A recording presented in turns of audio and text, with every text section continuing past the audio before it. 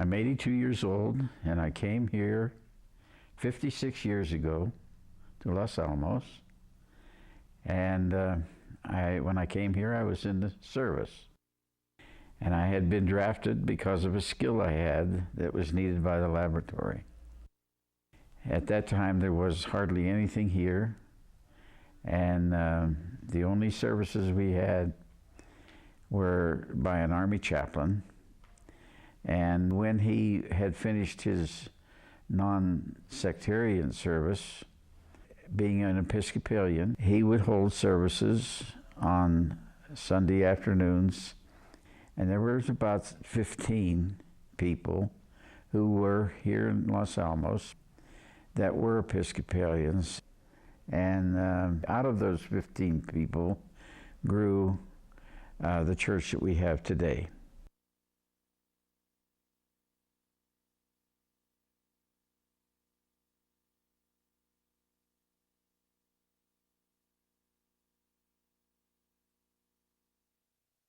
My husband, Ed Wilder, was in the Navy and was sent to Los Alamos in the spring of 1945. We weren't able to get a house up on the hill, so we camped down in Bandelier the whole summer of 1945, and then when the war ended, we got a McKee house, unseen until we moved in, but it was great after living in a tent. It looked kind of like a castle with 3 bedrooms. And at that time, it was an Army base, and Chaplain Emery was the chaplain. Then when he left, we began having services in the library at the big house.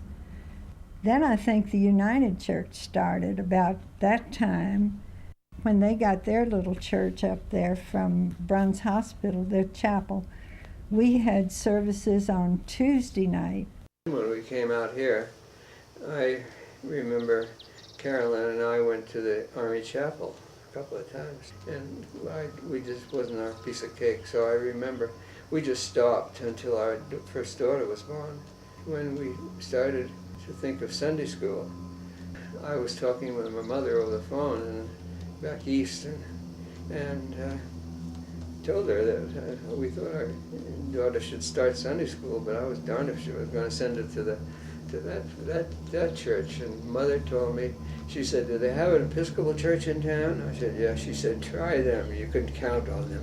I could hear her voice. "You can count on them." In the early days and for several years of Los Alamos, we didn't have any extended family up here. If you lived in Los Alamos, you had a job in Los Alamos. Grandparents couldn't come and get a house close by. There were no aunts and uncles. There just was no extended family. And so when we had sickness or troubles of any kind, we all had to take care of each other. And if ever there was a big family, a big church family, it was in those days. I came here at age 21 and kind of grew up here, so a lot in this church helped to form me, really. When we joined Trinity on the Hill, almost the entire population of the community worked for the laboratory. We worked together. We knew each other on the job, and we knew each other in church. So we saw each other in all different contexts. And at one point there was a feeling that with the United Church we shouldn't start other churches, that everybody should just go to the United Church. But I think I was born and raised an Episcopalian, and it just didn't seem like church unless it was an Episcopal church. So we had a big dinner at Fuller Lodge, and Consalving came, and that night he said, "You have enough people now that you ought to start a mission of your own and have a priest rather than have me serve you." What we always have called the West Mess had really been used by one of the engineering companies that had built a lot of the buildings for the lab and housing. So the whole building inside was not only had food, old foods, eggs and things stuck on the walls, but it had a lot of junk in it from left over from the engineering company. Well, anyway, we needed a real church building. Episcopalians have always felt that it's very important to have a sanctuary in which to worship in the doctrine of the real presence in Holy Communion. And so building a building was very important to this congregation, a place to call home, a place that was theirs. So they were the first congregation to build a church building in Los Alamos from the ground up. I remember I objected to Trinity on the Hill. It was too long to write on a check. But nobody paid any attention. And I remember we finally found that plot of land there. And we'd done our homework as a vestry and came up with what we thought was a very reasonable price. And the night before they opened the bid, I remember going down with some other vestry, and there were about a dozen people crawling all over the land. They weren't Episcopalians, and that suggested to me that, by golly, we ought to go back and reconsider. And so I remember we went in and substantially increased the price the last minute and just made it. And then we were involved in the design and the building of the church, and that was really something very, very special. Ted and I and all the vestry and essentially worked on the design and with the architect and so on. But it was a very, very much of a joint operation with input from the parish, and we'd get some sketches and then have a meeting and share all this with everybody. So I think that Trinity on the Hill was a parish operation altogether. This has been a do-it-yourself church from the beginning. When the original building was built, the congregation literally participated in the construction. I came in August of 1954. The church began at Easter of that year. And the first Sunday I was in town, I went to church, and Kenneth Shook was the rector. And as I was leaving the church, Ken Shook said, "What will you be doing for us in the church?" And I was so kind of stunned. I said, "Well, I don't know. I'm a music teacher." And he said, "Well, then we'll see you at choir practice next Thursday." So that's just the beginning of things. And I was, because Ken Shook involved me immediately, I was always involved. And we had a lot of volunteers in those days. It was a happy time. I think it's always had that sort of feeling of, let's do what we can do here. After this church was built, which consisted of only this room here called Sherrill Hall and the little chapel, everything else here has been built since that time. And one of the members of the vestry, he thought of something unique would be in order, and so he suggested that we buy a big block of redwood from the sequoia forests in California. It was shipped here, and it was nothing more than a stump of a redwood, and actually in no way could be considered to be the shape of an altar. And as I was the only woodworker, they turned and said, "It's up to you." So we conceived a couple of ideas how we could shape it. And after a considerable amount of work, we had it squared up to the point where we could probably use it as an altar. And then found out, much to our chagrin, that there was no way we could lift it. We'd had to slide it on rollers, and there was no door big enough to get it through. So we had to take the stained glass windows out of the front of the chapel and rolled it in on rollers and then put the windows back.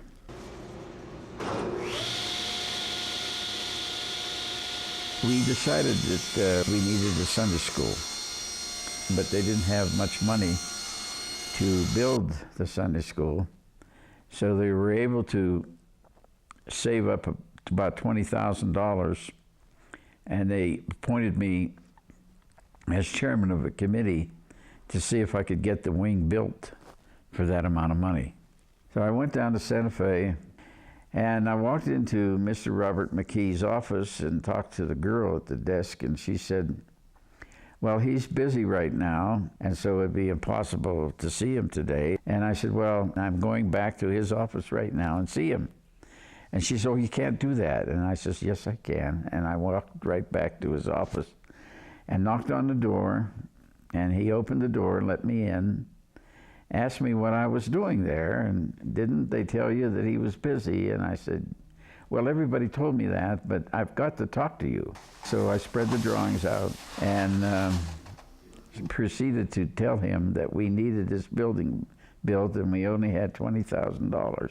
And he kind of smiled and he says, anybody with enough guts to walk into my office like this when I'm busy needs to have something done to get his church Sunday school wing. And it was just like God had directed me to do that. Well, we had to make some rash promises to get it done for that amount of money. And so I ran the backhoe for him to dig the foundation. And we promised him that if he would put the sheetrock up on the individual Sunday school rooms, we would go ahead and tape it and patch the nail holes and so forth. But it wasn't a very good idea because they smeared the plaster on the joints, and it took them maybe 2 weeks to mess up all the rooms in the Sunday school, and it took another 4 weeks to sand all the plaster down to make it livable. So it bound the church together, and they had a ball doing it, and it was fun for everybody, but it was not fun to correct it and to get it back into shape again. Then by 1963, it got to the point where 3 Sunday services had standing room only. So something had to be done. And eventually decided in, I think it was 64, to hire an architect firm. In any case, the construction of the new nave, which also involved the creation of this narthex, was that phase of the construction. After building the nave, then Ted Strawbossed an operation where we created the chapel as a subdivision of the original nave and created therefore an office complex. And then Sherrill Hall was remodeled in roughly the configuration it is now.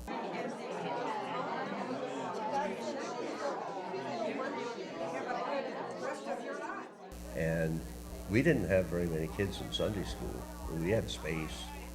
So I just commandeered what is now the library and made it into a woodworking shop. And the congregation donated money for tools, and we have a shop here. And that was done because they seemed to be constantly building and finishing the insides of rooms and things like that. So volunteer building was a huge mark of the people of this church for many, many years, until maybe within the past 7 or 8 years. We had a group of people that came together around building. That seemed to be their gift and what they offered to the Lord. And they built so many wonderful things and saved this church hundreds of thousands of dollars over all of the years of construction and remodeling by the gift of their time and their talents in order to make it happen. This building was nothing but 6 inches of brick and no insulation at all, anywhere. Because when it was built in the 50s, the philosophy here was gas is cheap. The Arab oil embargo raised the price of gasoline and along with it all fuels. And it was obvious we were going to go bankrupt paying fuel bills if we didn't do something. Not only that, but you simply couldn't heat this room to the point where you could sit in it without an overcoat in December. And so Ted and I and Ed Kemp were talking downstairs in the new parish hall, and I said, I'll put in $100 of each one of you guys for some materials, and we'll do one room and show the congregation what can be done. And then we went upstairs to the parish meeting And I made a speech and told them what we were going to do, and it rained money. And I had an average of 13 guys in here for 6 months, every Saturday, many Wednesday evenings, and many Sunday afternoons. And we started in this room and furred out the walls, insulated, dropped the ceilings. So all of a sudden, Sherrill Hall was a room you could eat. You could have a vestry meeting here, you didn't freeze to death. One of the most famous remodeling moments was when we decided we must have an office for the associate. They said, we're going to have to widen this office a little bit. And they were thinking, gosh, we got to tear down this whole wall and rebuild this whole wall. And I said, I'll bet it's just studded in. Couldn't we just move this wall as it is over? And they thought about that. So they took off the wallboard and studied it and said, yeah, we can do that. Well, I happened to be here at the great moment of the moving of the wall.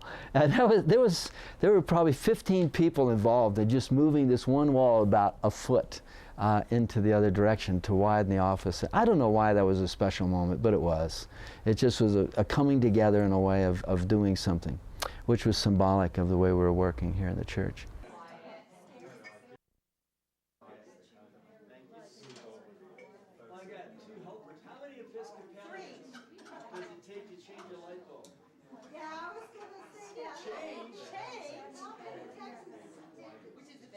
In our church, we have a lot of scientists, PhDs, but we also have people who are handy with their hands. We have some professional cabinet makers, like these cabinets in this room right here were built by us. We have men who are really handy with plumbing, and we have some electricians, and so we pitch in when things like that need to be done.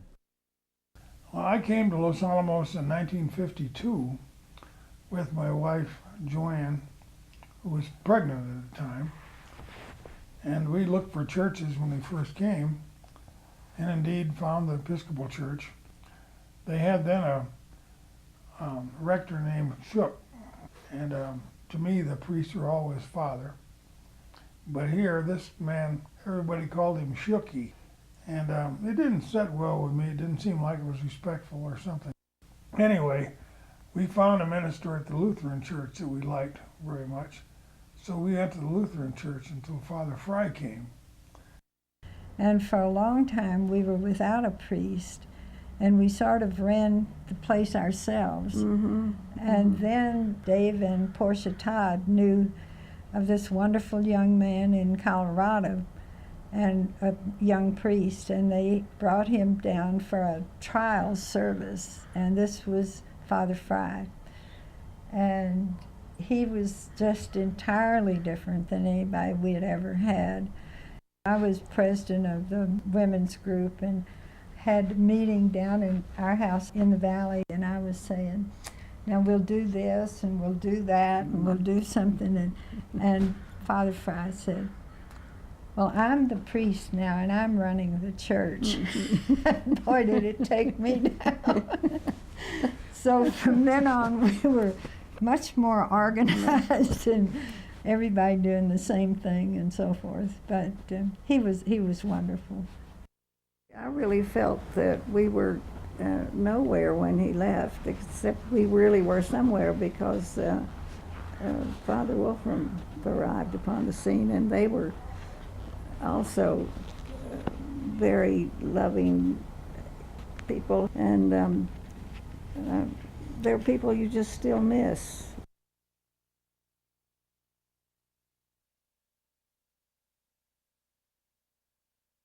I remember when I was called to come down here as the interim, I was meeting with Bishop Fry in his office in Colorado and Bishop Wolfram, and they said, how are you feeling about going to Los Alamos? I said, scared. I said, I'm a person who has undergone a crisis of faith. I'm not an academic. I'm not necessarily an intellectual. And Bill Fry said to me, of something I've never forgotten, he said, you just go preach the gospel of Jesus Christ and love the people. For the most part, that's proven true.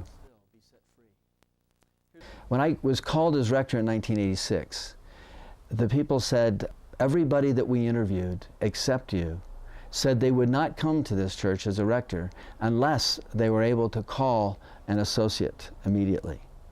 I said I would not call an associate immediately. I wouldn't even talk about it for 1 year, because I had been here as the interim and I knew the pain that still lived within the people of the church over some very difficult argumentative times between the clergy that had been on staff here. There had been 3 clergy on staff, and they had had a very tough time relating comfortably to each other, and that had been very difficult for the congregation. And so we need to live away from that for a while with one person. So would you believe I'm in a vestry meeting and someone says, you know, it's been a year since you were called here, we're supposed to start talking about an associate. I said, oh, well, we're doing pretty well, but let's talk about it. So it was that in 1989, we called Father Godbold to come and be our associate. I arrived up here in the summer of 1988 and was here for 2 years. The parish was grouped in some distinct groups that were not always in conversation with each other. Colin and I right away began to talk about what we could do to begin breaking that down, and we focused in on making certain that we presented a united face to the parish. And I worked very hard to make clear to the parish that my number one loyalty, other than to God, was to Colin, that he was the rector of the parish, and I always was behind him. And I think we made some real important progress during those years. And then he headed off after being with us for a couple of years, down to Berlin and then to the cathedral. And the Lord said, hey, there's a chance to have him come back. I was in a bad place when I came back up here. Professionally and spiritually, I had been through 5 rough years in Berlin, followed by 2 rough years at the cathedral parish. And I really had some question about what role I had in ordained ministry. And I spent a lot of time the first year I was back here talking with Colin about that. My personal bias is that Colin's greatest act of ministry has been to resurrect my ministry, to give me both the freedom and the encouragement and support to recover from those bad experiences and rediscover that I had some gifts for ministry and that I have the strength and the desire and the knowledge to at some point go out and be rector of a parish again.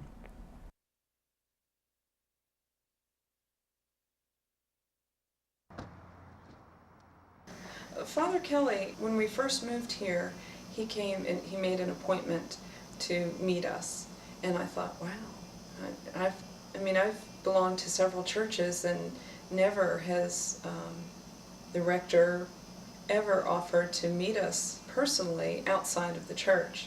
And so he came and he just made us feel really comfortable and asked us about us just as people. I think that he tries to do that all the time. Father Godbold, I feel the same way. I don't know, there's just something about him that is very comforting, and the two of them together, I think, make a good team. And I think that they're also slightly different in how they do a service. Father Kelly can be more charismatic, then Father Godbold kind of balances it because he tends to seem more traditional with how he does a service, and I think it's a nice balance between the two of them. It's really fun because I'm the rector of the parish and Richard is the associate, but we work so collegially that most people talk about our 2 rectors. It's kind of funny, and it's neat in the way that they see us, they can talk with either of us, and that we talk with each other. So it's a wonderful balance, and we have the same commitment and dedication to serving the Lord, so that keeps us bound together. Trinity on the Hill has sensed the importance of worship. And I think Penny and I have learned that worship has got to happen in several different ways to be relevant to different groups of people. Most parishes like to think of themselves as a single congregation, and we are in many ways a single congregation in the way in which we share ministry together. In terms of worship, we are three pretty distinct congregations, and I don't think that that is a negative thing to say. Los Alamos is not a large enough community to support two Episcopal churches. So Trinity on the Hill has to, in some ways, be all things to all people, or at least to all Episcopalians. Episcopalians don't just come in one flavor. We come in lots of flavors, and we have a variety of styles of piety, a variety of styles of worship that appeal to us, all of them distinctly Episcopalian, but they don't look much like each other. And we have done a very successful job over the years of offering a variety of worship styles, so that Episcopalians who have varying tastes in worship can all find a home here. We have a quiet spoken service at 8 o'clock, which is in some ways the most traditional of our services, and there are folks for whom that has great appeal. The 10:30 is a mixture, total mixture. And with the choir and the youth choir and the children's sermon, there's a lot going on there. We have had a variety of services on Sunday evening over the years. We had for many, many years a folk music service that had its own distinct appeal. As the thirst for a folk music style service waned, we moved on and developed several other services. The gathering was really important to us in many, many different ways. Just learning to be creative and do different things in worship, and opening people's eyes up, and sort of blowing apart what a worship service can be, and just really creative, wonderful stuff came out of that, I think, and I'll always treasure that.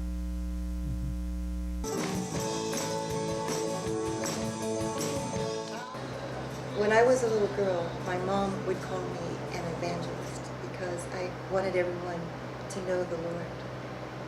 And I've looked at the world and Gen X, and I believe that's why we started Generations. All we've hoped to do with Generations is to say to a society, a generation of young people, that we're willing to be different if we need to be, in order to help you know that God loves you. I think the thread through all of the services really goes deeper than the basic Eucharistic structure that they share. All three of those services provide some way of being able to make connection with that transcendent God. We managed to capture that in three very different services, and that is a real tribute to the ministry of this parish. To me, Trinity on the Hill was an oasis. It was filled with the Holy Spirit. I walk in and I look around, and maybe it was the love all those years that built it and sustained it. It's a worshipful place for me. And I look up and I see that Nambe cross. And it just shines. And so the light of Christ just shines through. The single thread that is through all of those conversations is that they felt welcomed here. They felt made a part of the family. That was more important to them than the shape of worship, or that they were born Episcopalians. Whatever other factors might have drawn them here, what kept them here was they felt immediately welcomed and considered part of the family. And it's been a privilege to be a part of a congregation that folks from the outside see in that way. We came to Trinity on the Hill in 1993, and our first Sunday there we're met by Sarah Ringel and by Wally Walters. And the two of them were very conversational and very welcoming. And it was quite wonderful for us to meet with them and to talk with them. And so we felt very welcomed and introduced at the church. There is I think, a very big sense of community at Trinity on the Hill. And I think we first experienced it with the Serra Grande fire. At the time that everyone was evacuated from Los Alamos down into White Rock, we called around to offer and to see if we could do anything for anyone in the church. And everyone was taken care of, but it really gave us a sense of, if we were ever in trouble, you know, there would be a community there to help us. The other memorable experience for me was when my grandfather passed away. My family was very, very close to him, and so it was still very devastating because it was unexpected. And Father Kelly sat down with me and asked me all these personal questions about my grandfather. And when I went back for the funeral, Father Kelly spoke about my grandfather at church that Sunday, and my husband told me about it when I got back. And it just really touched me that this is a man that nobody at Trinity on the Hill knew at all, and yet they made a point of knowing some piece of him and sharing it with the rest of the church. And that really touched me, and I don't think I'll ever forget that. When you have a tragedy like we did, just knowing that the church is there for you, and there are all these people that are willing to help and do anything for you. It's just, it was just staggering what was coming through. And it just makes you feel good, makes you feel really good that people care. This is going to sound really ironic, but I think, I've been to many funerals at Trinity on the Hill, more funerals than I've ever been to before we got to Los Alamos, of people that I know. But the thing that stands out to me is how much hope and trust in what Christ has done comes through those funerals. And I think the real test of faith is, what do you do when somebody dies? And how do people in the church respond to that? And in those funerals, I saw people respond in a way that was absolutely committed to the promises that the Bible makes for those who have faith in Jesus. And that has spoken a lot to me. I don't think the church became family to me nearly as much as it has since my wedding to Barbara, really. We credit the church and the Lord and to bring us together, and so it is certainly a part of our church family. When we've had operations and problems physically, there's always been someone bringing in meals and to help, and people calling to find out how you are. It's just kind of like an extended family. The church is a root, and we're just all those branches that just, take hold and branch out to each other and to anyone really in need or community. It's a wonderful family.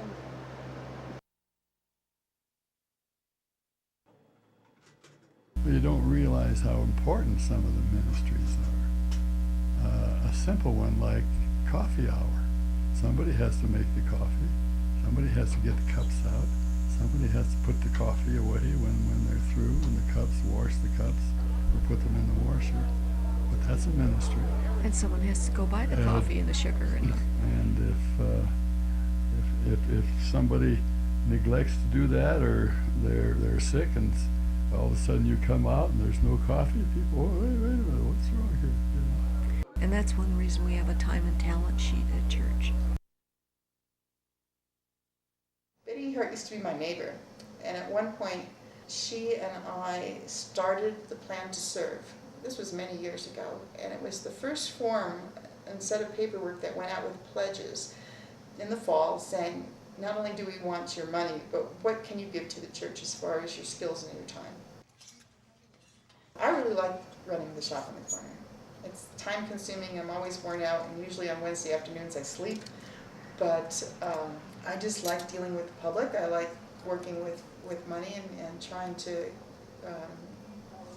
make a little store out of what we have. In being a place 17 years, there have certainly been the years when I have had greater energy than others. There's some times that I have felt beaten down and dispirited and wondering, will we ever come together as a community? Will we ever have fellowship? Will we ever have community? Will we ever be spiritual people? Will we ever, whatever it is? And then somebody will just take a stand, make a step, take a move, offer a class, step in and fill a place that we need in the way of ministry or leadership. And it just sort of takes off again. I was looking over the parish list and talking with Colin about how many new households there were.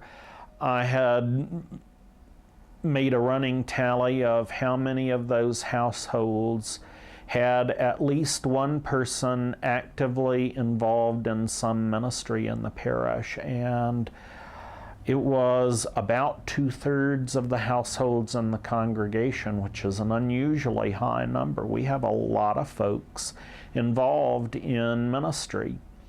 Any receptions or suppers, cookouts, the annual picnic, any social function that goes on at Trinity on the Hill falls under parish life.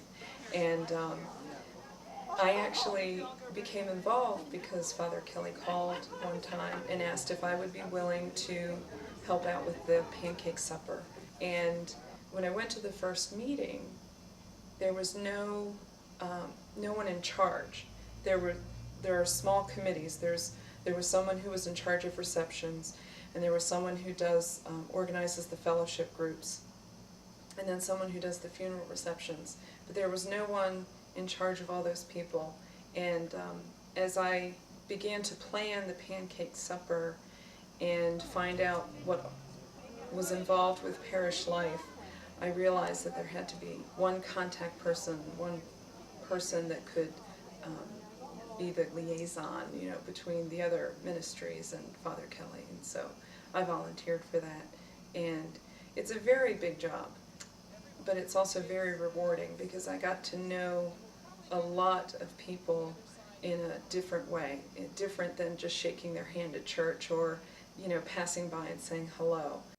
Jesus, when we read about him in the Bible, is often at a meal or gives illustrations about being invited to a meal or where you just sit and things like that. And eating a meal, when you sit down to break bread together, you become a brother with the person with whom you've shared a meal. It's not just a casual thing. Certainly when we share the meal of the body and blood of Christ, it's not a casual thing. It's a very significant event in our lives because we receive Christ into us, the body and blood of Christ. In the same way, our potlucks or other meals that we share together are so important because they are a way in which the community is built. And then we started fellowship groups of 8 to 10 people, singles and married, that get together once a month for a meal, and everybody brings some part to the meal. And that's been tremendously successful in helping people get to know each other and to build that sense of community. We started the Soul Food Cafe, and Jennifer Flowers is an excellent cook. So she started cooking, and Diane Figge then produced the desserts, and then we order the Seattle's coffee, lattes, and chai and all that stuff. to reach out to the group of people, and that doesn't mean just Gen X, it means anyone, everyone that could come. Every year we have a seniors reception, which is for the elders of our parish, and typically it's just been a small little lunch, and it's typically just been for the seniors. And so last year I thought, why not get the elders of our church and the younger generation of our church together, because there seems to be a lot of separation between the generations. So what I did was I got the church school to rehearse and perform 2 songs.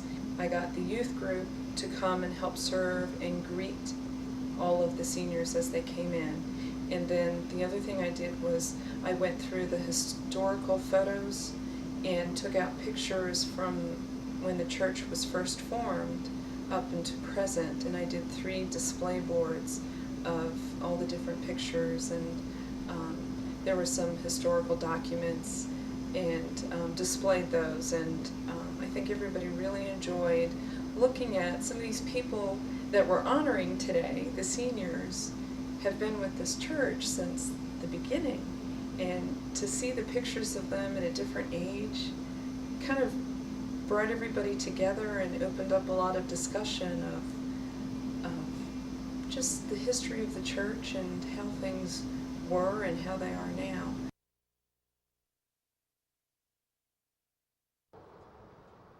We then became involved in 1990 with the thing known as the Chili Line Team Ministry. It wasn't called that in the beginning, but our bishop said that he wanted to bring together the smaller missions and the larger parishes in team ministries. So we became joined together with St. Stephen's in Espanola and St. Jerome's in Chama, which meant that I had the responsibility for those congregations as well as Trinity on the Hill, and also the support and the spiritual growth and development of several non-stipendiary clergy. And that's been a lot of work, but it's been very rewarding as well. All the difference in the life of someone that you know. The reason why I believed in doing that is I felt so much I heard about our isolation between the valley and the hill. We were these weird scientist dudes doing crazy secret things up here, and everybody was afraid of us and not sure that we were really safe to talk to. And I thought anything we could do to build a bridge between the valley and the hill, I wanted to be a part of. And so that's why I accepted the request and was encouraging of us being involved in the Chili Line Team Ministry. I've served in almost any capacity that I could in a church. I guess one of the most rewarding is when I was teaching Sunday school. Kay Houghton and I were sharing a class, and I think that we really were able to make an impact on some kids' lives.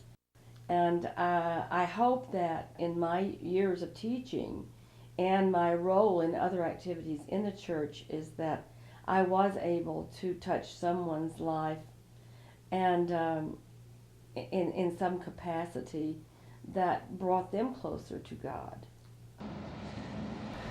So Trinity on the Hill has this building, and we see that ministry like visiting nurse service and the Christian Montessori preschool, counseling office, and AA groups of all sorts and sizes, and Kiwanis, and music together, and all these different kinds of things are ways that we see that our building can be used during the week to support activities that promote families coming together, working together, playing together.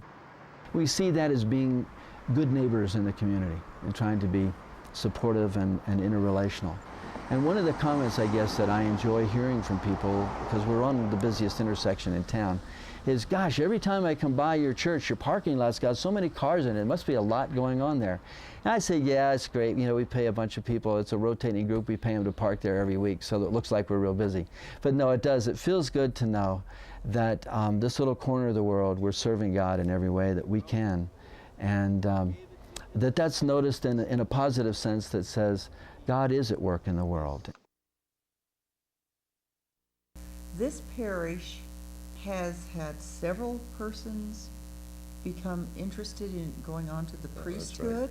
I don't know, this whole parish is just filled with very God-fearing persons. We've had excellent priests that help lead those persons, beginning with Father Bill Fry, who went on to become a bishop, Bill Wolfram, who went on to become a bishop, Right. Milton Rohane, who was a sweet, caring priest, and now Father Kelly, who is just a ball of fire. So this parish is a spirit-filled parish, I believe. So when somebody such as Jim Traynor, who is a very successful physicist and leader at the laboratory, not only comes to know Christ in a very special and strong way in his life, but seeks to serve Christ full time in the ordained ministry, that spoke volumes to people that had known Jim and had come to respect him as a scientist. I've sensed God's call for ordained ministry, towards ordained ministry, for a long time. Way before we even came to New Mexico. But being at Trinity on the Hill and working in an environment where people are excited about their faith, we've been exposed to a lot of how the church works. So I think that's been percolating through me over the years. And then Father Kelly said to me, you know, I sense a call to ministry, to ordained ministry, and he was the second person to say that to me in about a 10-year span. So I thought I'd better pay attention to that and proceed. And I think that God has brought us down to New Mexico. I mean, one of the purposes is that the Diocese of the Rio Grande would ordain me. God called us into youth ministry, and before we even officially became youth directors, we were helping out with the youth and leading a Bible study and doing some retreats and getting to know the youth group at Trinity on the Hill. The youth ministry has been unusual in that it's been two churches, Bethlehem and Trinity on the Hill, and so we've had to divide our time, in a sense, between those two communities. And the kind of the character of the youth has been different as well. The kids at Trinity Hill tend to grow into their faith, so sometimes it's not so big when they're in middle school, but then, you know, grade 9 or 10, they start getting interested, and then they really grow into it, which is really good to see. We've really appreciated seeing youth who have grown up in the church, who are taking their faith seriously when they go to college and when they come out of college, and they're still taking their faith seriously. And we've seen a lot of that at Trinity on the Hill. So something's going on there that's really encouraging. When we were young in this parish, there was almost nobody in this parish the age that we are. There was no retired community. We were all essentially the same age. And now I think we're evolving towards something that's normal. One of the difficulties in being the founding generation of a parish is that founding generation did not have people in the generations preceding them modeling how you go about developing new leadership and passing the baton, and they have worked a steep curve learning how to do that. And it hasn't been easy for them. That has meant that it hasn't been easy for the new folks who have come in and who now have some desire to take on leadership. We're all still learning how that happens in a congregation like Trinity on the Hill, and we're not through with the process yet. If there has been a single thread in all the conversations I have heard on a regular basis, both in the general life of the parish and in leadership meetings, it has been a wrestling with what we do from this point forward, how we look toward the future, how we shape our ministry, and particularly what that says about the shape of our facility. And that is a forward-looking vision that looks not at what has been for the last 10 or 30 or 50 years and being pleased with the space that we have and the way in which it meets our needs, but instead looking forward to the next 10, 30, or 50 years and saying, what do we need to do now that will shape our space so that it works for our ministry from this point forward? We must never ever forget the treasures that we have in those young children. And if we can do anything to make them aware, to feel the love of their fellow, their church family, and the love of the Lord, that is our most important role.